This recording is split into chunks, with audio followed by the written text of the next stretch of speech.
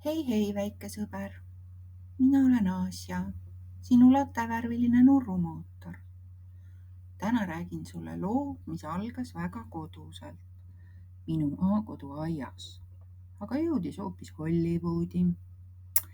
Kõik see juhtus ühel sumedal suveõhtul. Pererahvas oli õue jätnud väikese pudrukausi, mis oli hommikuks tühi, aga mitte päris. Oli aimata, et keegi on seal matsutanud ja lutsutanud. Kes võis küll olla see öine külaline? Päike oli vajunud juba madalale ja aed oli täitunud kuldse valgusega. Muru sees liikus keegi tasa-tasa. See oli väike siil nimega Notsju. Notsju vodis mööda muru, kõht vastu maad ja nina nuhisevalt nuuskimas. Tema teravad ogad sädelesid õhtupäikeses ja oi kui terav oli Notsju haistmine. Juba eemalt tundis ta, et aias on midagi head süüa, sest ka täna õhtul oli kausike tema jaoks täidetud. Korraga jäi ta paigale. Seal aia ääres seisiski väike kaus pudruga. Pererahvas teadis, et siilidele meeldib maiustada. Notsju nuuskis, matsutas ja sõi isuga. Koostus ainult vaikne mats, nagu laulaks ta oma salajast õhtulaulu. Tahad, ma räägin sulle, milline loom on siil? Siil on väike, aga tubli loom. Ta elab Euraasias ja Aafrikas. Pikkust on siilil umbes 20–30 sentimeetrit ja ta kaalub 1,5–2 kilo, umbes sama palju kui üks leivapäts. Isased siilid on veidi suuremad kui emased, aga mõlemad on armsad oma pisikese ninaga. Kui siil nuusutab, siis ta ninake liigub nii naljakalt, et võiks arvata, et ta otsib õunakooki. Notsju, keda ma nägin, tundus olevat päris kopsakas poiss. Siili selg on pruunikas, aga kõht on helehall ja pehme karvaga. Sellepärast tundub ta nagu väike karvane pall, millel on oma saladus, nimelt peidusokkad.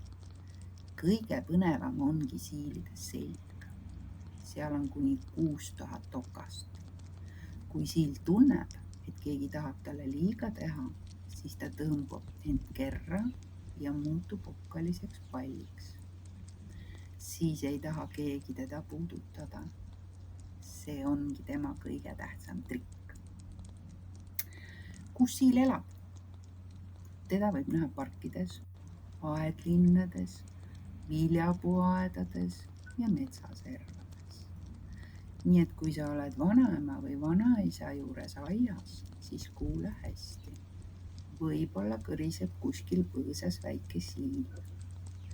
Minu maakodu on ka metsaservas ja ma tean, et siilid tunnevad end siin hästi. Siilid liiguvad öösel või hämaras. Päeval nad puhkavad. Kui siil liigub, siis vaikselt ja ta peatub tihti, et nuusutada või kuulata. Tema kõrvad on väiksed, aga kuulevad hästi. Kõigele lisaks on need okkapallid ka väga head ujujad. Sügise saabudes, kui ilm jaheneb, poeb ta lehtede või sambla sisse ja jääb magama. Ja mitte üheks ööks, vaid terveks talveks. Seda nimetatakse talveuneks. Kevadel, kui päike jälle soojendab ja putukad ärkavad, ärkab ka siil. Soojemates maades siilid ei maga talveund. Seal on alati toitu. Meil Eestis on talv külm ja seetõttu on uni vajalik, et toiduvaene periood üle elada. Mida siil sööb? Ta on loomtoiduline. Kõige rohkem armastab ta putukaid, vihmausse ja konni, kuid vahel meeldib talle ka maiustada, näiteks marju, õunu või seemneid. Nii ongi ta pisut nagu väike gurmaan. Suve jooksul saab siiliema 2 pesakonda. Tavaliselt on tal korraga 5-7 poega. Esimene pesakond kasvab iseseisvaks juba suve jooksul. Aga teine pesakond jääb koos emaga talveunne. Siil võib elada kuni 10 aastat, aga enamasti elab ta umbes 3 aastat. Tema elu on täis seiklusi, aga ka ohte. Rebased, mägrad, nugised ja öökulid püüavad teda jahtida. Just sellepärast ongi siilil vaja oma imeokkaid, mis teda päästavad. Nii et kui sa järgmine kord aias kuuled sahinat, siis ära karda. Võib-olla on see hoopis üks väike öine seikleja, kes läheb kapsist meelejääd otsima. Aga nüüd tagasi meie loo juurde.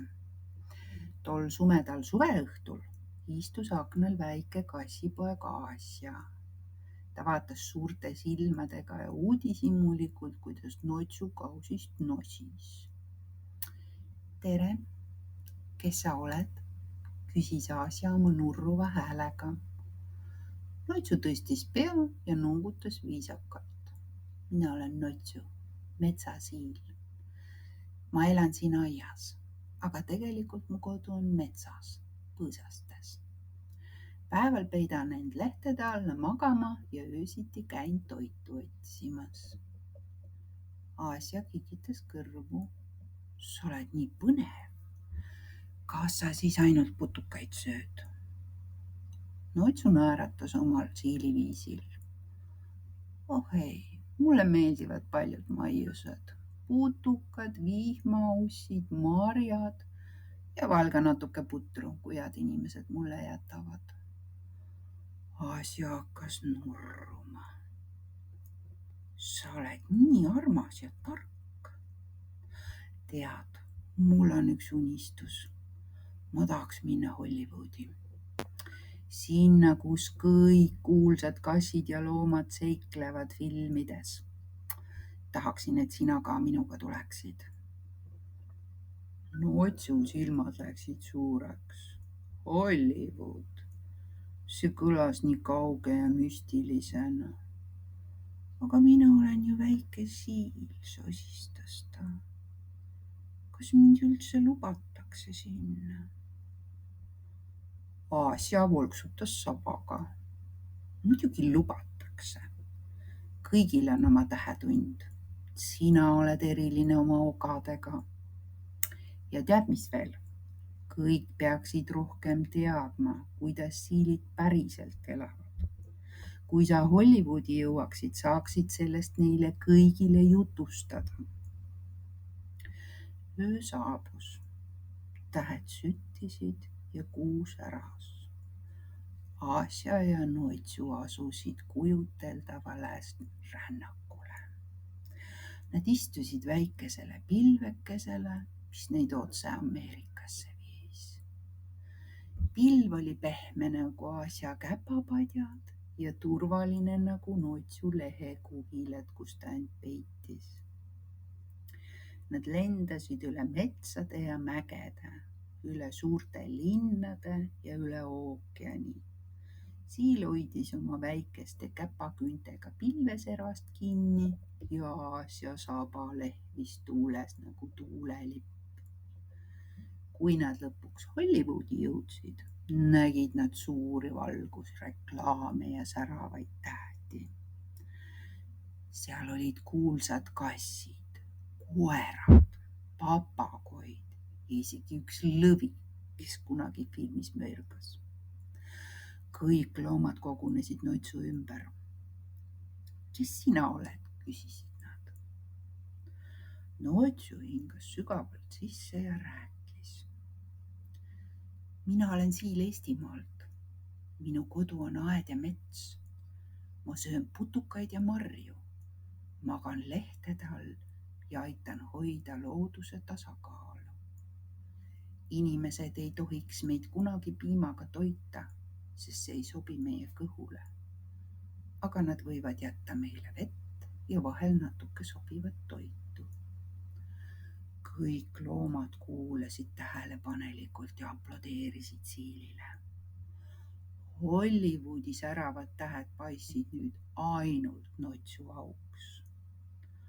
Aasja nurrus rõõmust. Näed, ma ju ütlesin sulle, sul on oma tähetund. Sa tulid siia ja jagasid tarkust. Nüüd oled sa Hollywoodi staar. Kui ööpimedus asendus koiduvalgusega, naasesid Nutsu ja Asja tagasi koduaeda. Pilv kandis nad vaikselt üle ookeani ja metsa. Koiduvalgus hiilis üle aia ja pudrukausis oli veel paar ampsu alles. Nutsu nuusutas ja matsutas veel kord ja noogutas. Aitäh, et minusse uskusid, ütles ta Asjale.